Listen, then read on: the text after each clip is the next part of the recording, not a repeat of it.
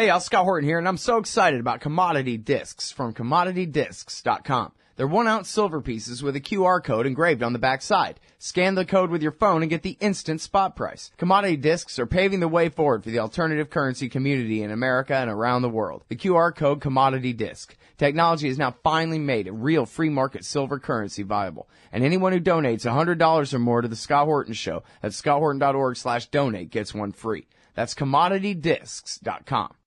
All right, you guys, welcome back to the show.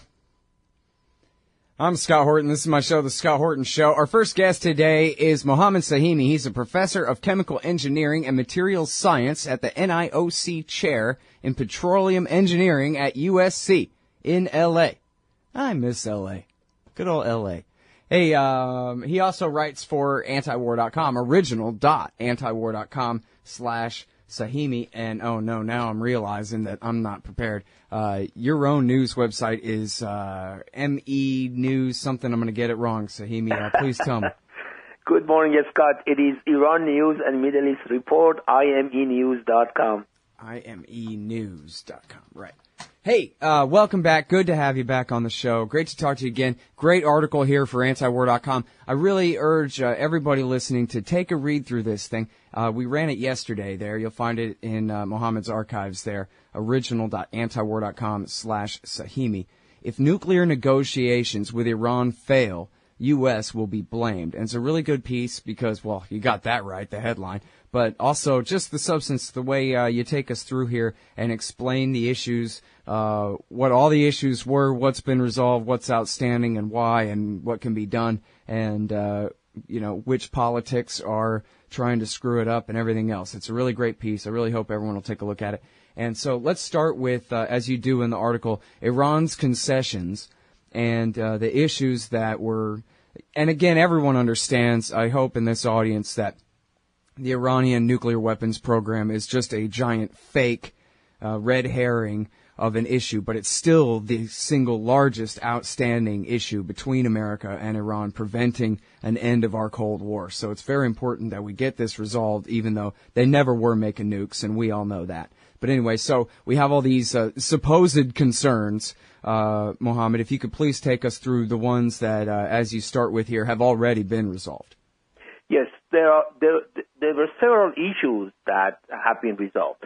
The first issue was Iran uranium enrichment facility in Fordo, south of Tehran, that Iran had built under a mountain. And because it was built under a mountain, and military experts in the United States had said that it cannot be destroyed by bombing, the U.S. had demanded that Iran should close the facility and get it over with. But Iran has said repeatedly that they will not close the facility. So what seems to have been agreed on is that Iran made a major concession by agreeing to convert the facility to a research facility, so that most of the centrifuges that are there would be basically set aside, so that they cannot be used for any enrichment facility. As I mentioned, enrichment activity, as I mentioned in the article, Iran probably built the facility in the first place for one of the two reasons, or maybe both. One was to use it as sort of a bargaining chip so that it can extract some concession from the West, because, as I said, it cannot be destroyed by bombing. And second, when they built these several years ago, there was great concern in Iran that the West can bomb the Natanz facility, where most of Iran's centrifuges are, and therefore nothing would be left of all the things that Iran had done and assembled together for uranium enrichment that Iran wants to use in its nuclear reactors. So now Iran has agreed to basically stop enriching uranium at Fordo. So that was one issue. The second issue was the Arak heavy water reactor. Iran has a medical research reactor in Tehran that has been in operation for almost 50 years, since 1967, and it was actually originally donated by the U.S. to Iran. But Iran had to redesign it in 1982 because it ran out of fuel, and the U.S. was not willing to supply Iran with fuel for that reactor. So Argentina redesigned it, but its useful life is coming to an end because most reactors don't work properly beyond 45 to 50 years. So Iran designed and started constructing a replacement for that reactor, which works with heavy water. But the problem with heavy water reactor is that its nuclear waste contains a lot of plutonium. And the concern was that Iran may try to use that plutonium for bomb making. So Iran, on its own initiative, suggested that, first of all, they will redesign the reactor. They will change the reactor the way it is built right now. So that, first of all, it will produce much less plutonium. And secondly, Iran has agreed not to set up any reprocessing facility because although the plutonium exists in the nuclear waste, it has to be separated from the rest of the waste so that it can be used for any purpose that they want to use. So Iran has agreed to not to build any reprocessing facility. Now, here is an important point. Iran has agreed not to set up any reprocessing facility, but in the 1970s, actually the Ford administration had urged Iran to build a reprocessing facility for nuclear waste in Iran, not only for Iran's future nuclear reactor, but also for the entire region. So that's a sort of a historical note that we should take note of. So that was another important issue that apparently has been resolved. The third issue is the very fact that Iran has agreed to limit the number of centrifuges that it can have for the duration of the comprehensive agreement that they are trying to reach with the United States. And as we know, the safeguard agreement that Iran signed with the International Atomic Energy Agency in 1974 and is still in force puts no limitation on the number of centrifuges that Iran can have.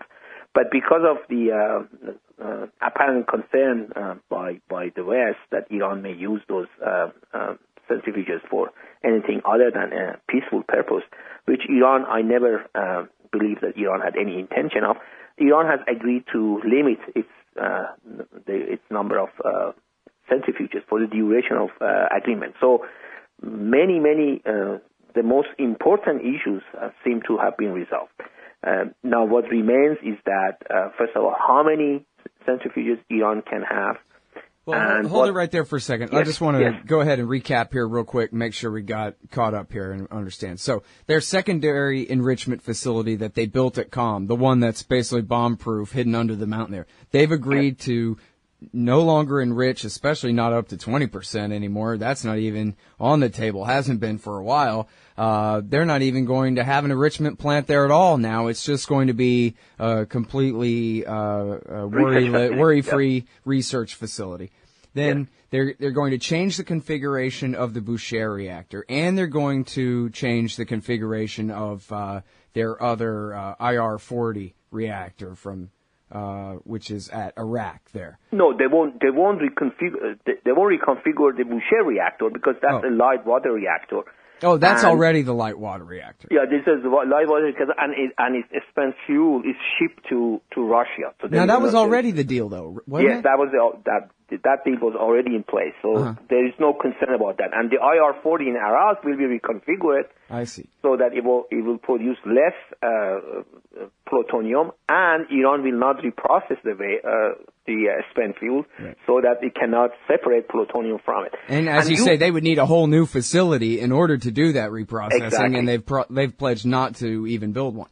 Exactly, and you pointed out an important point that I had forgotten. Actually, now I realize I had forgotten to mention in my article, and that is Iran has agreed to stop enriching uranium at 20%.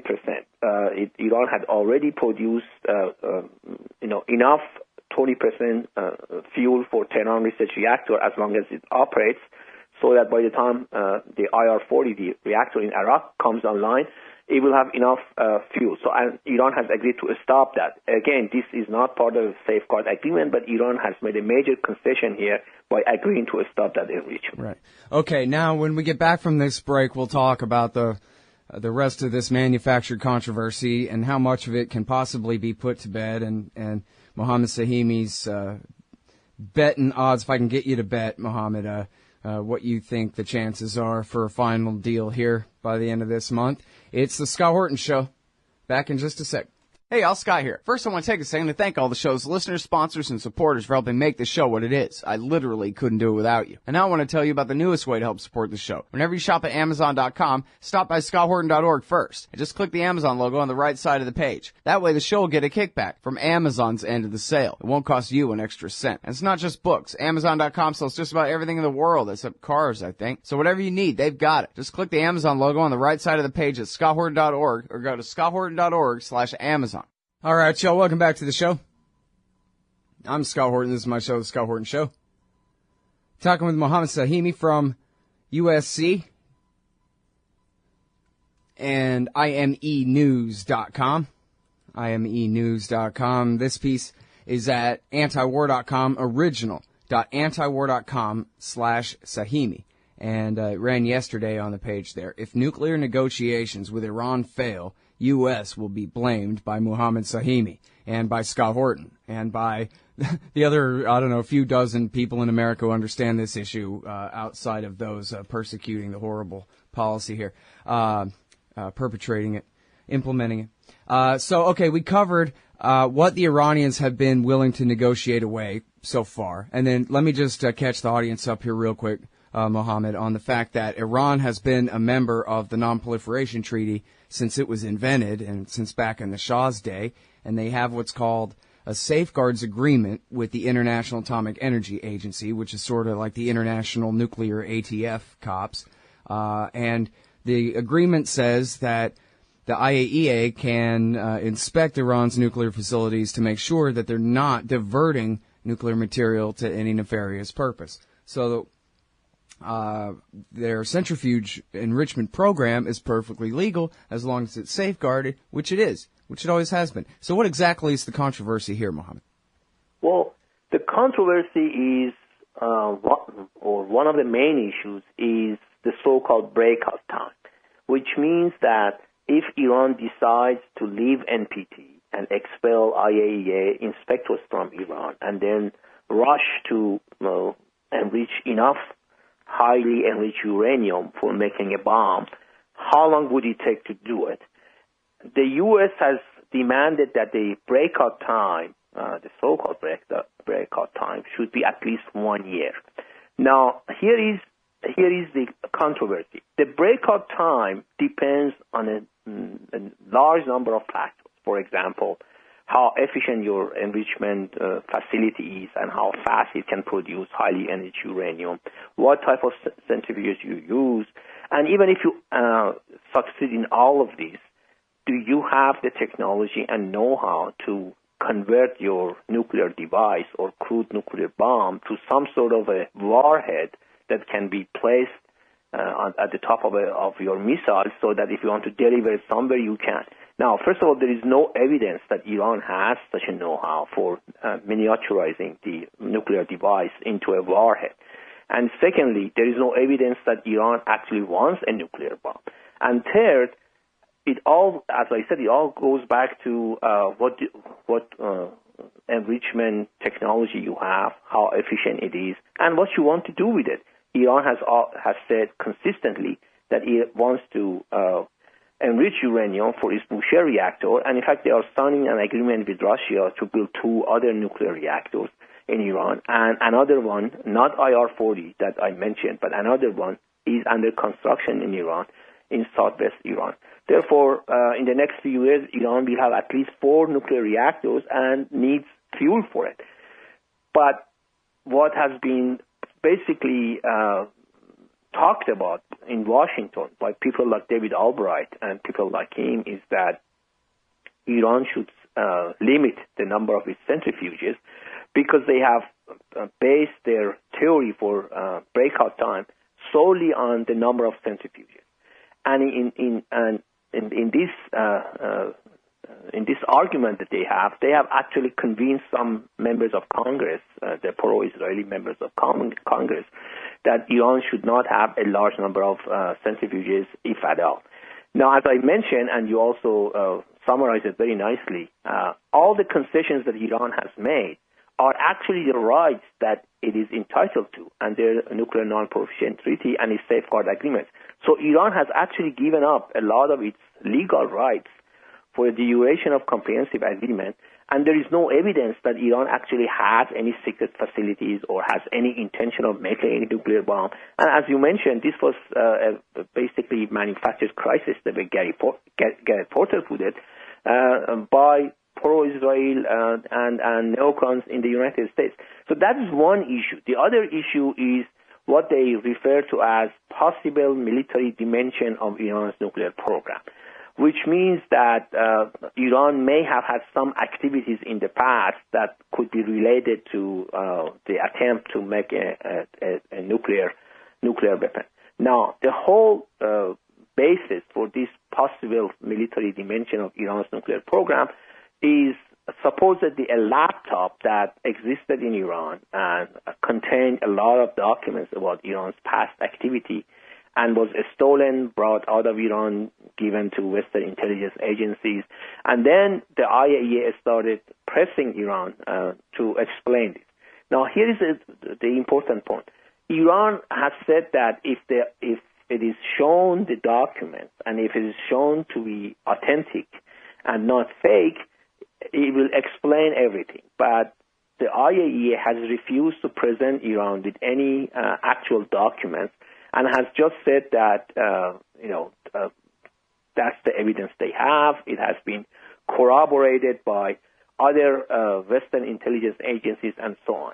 Here again, David Albright of Institute for Science and International Security, ISIS, which I call it a non-jihadist ISIS, has again propagated the idea that Iran has had some research activity and some technology development in the past related to manufacturing of a nuclear bomb, and therefore Iran must explain these things. Now, in this, he has actually aided those who want to pressure Iran and, even if possible, maybe attack Iran at some point.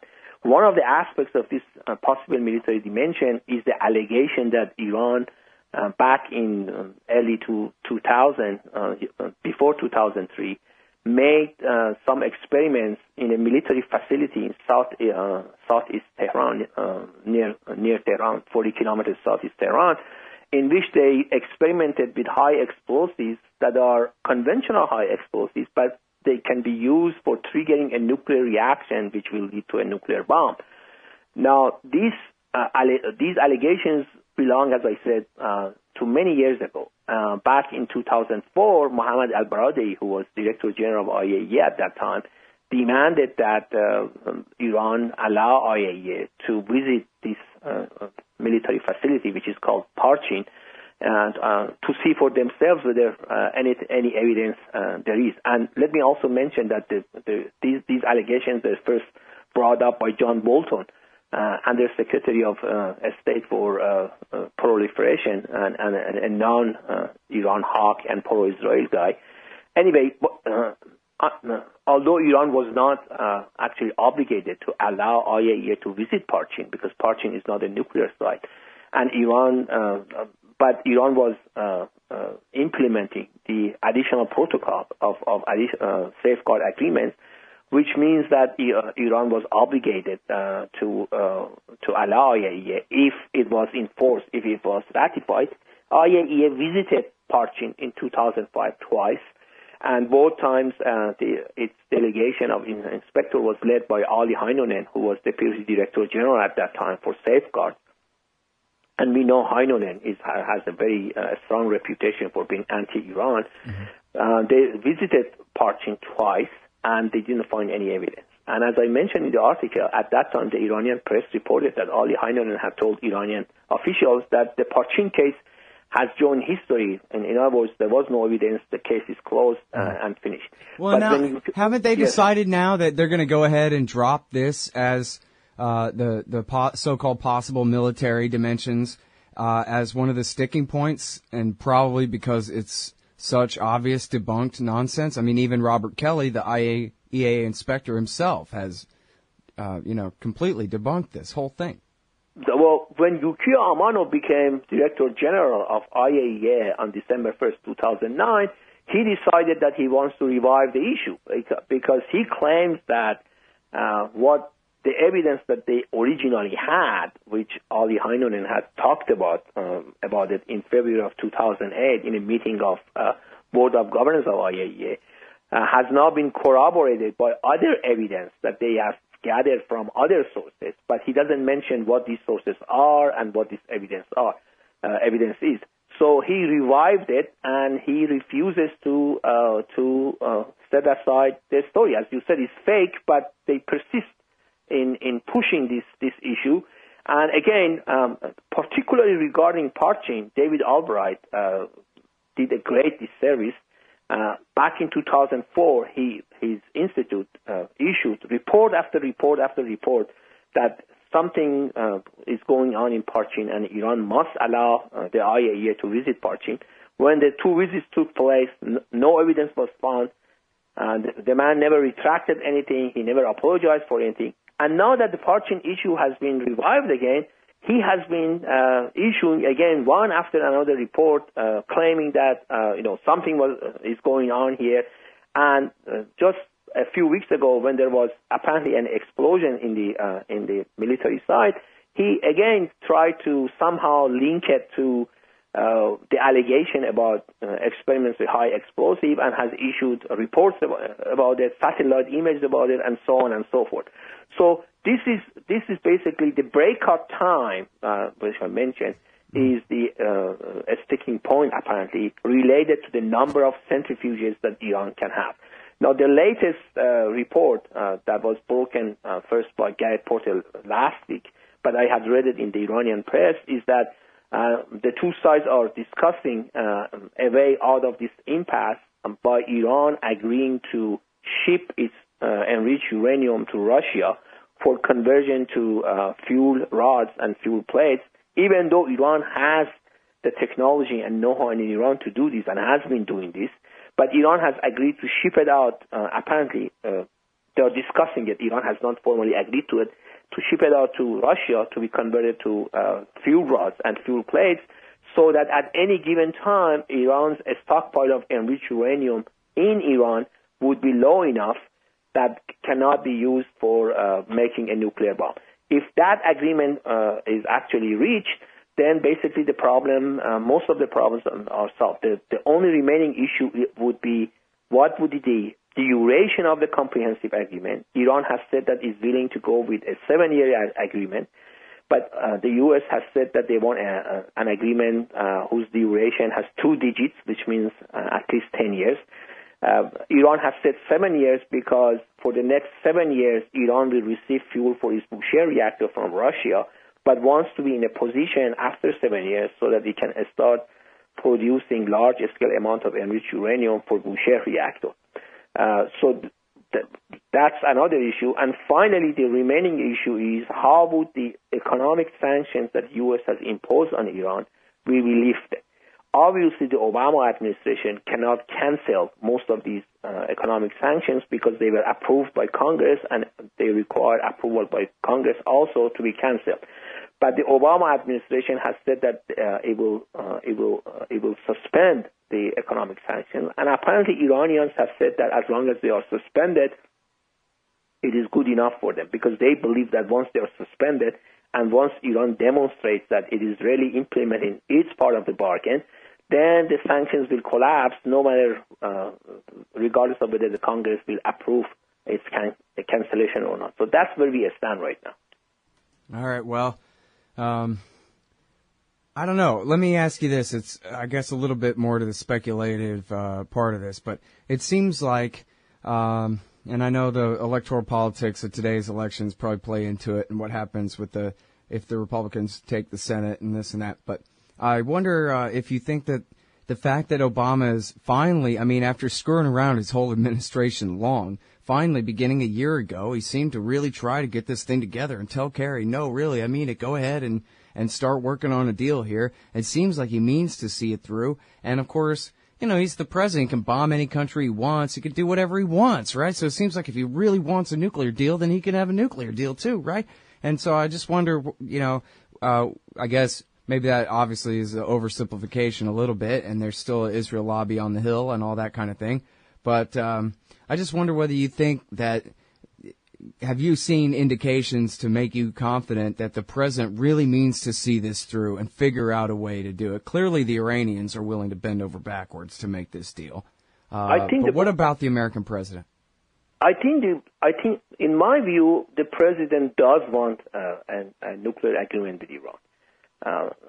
Not only for its own sake, because this has been, you mentioned it at the beginning of the program, that this has been a very important sticking point in the Cold War between Iran and the United States. And I think the president does want to remove this issue so that maybe the relation between Iran and the United States will improve. But at the same time, I think the president and his administration recognize that with all the problems in the Middle East, the ISIS war in Iraq and Syria, the war in Syria itself, the radical Sunni extremist group that are supported by U.S. allies in that region, such as Saudi Arabia, Qatar, and United Arab Emirates, and given the influence that Iran has in not only in Iraq, but also in Afghanistan, in Syria, in Lebanon, and given the experience that Iranian forces have had in fighting these terrorism, because one of the things that is not mentioned in this country is that Iran itself has been a big victim of terrorism. There has been all sorts of terrorism activity against Iranian people inside Iran, and these terrorist groups have been supported one way or another by U.S. allies in that region, and perhaps even indirectly by the United States itself. So the president recognizes that in order to address some of these important issues, it needs Iran's help.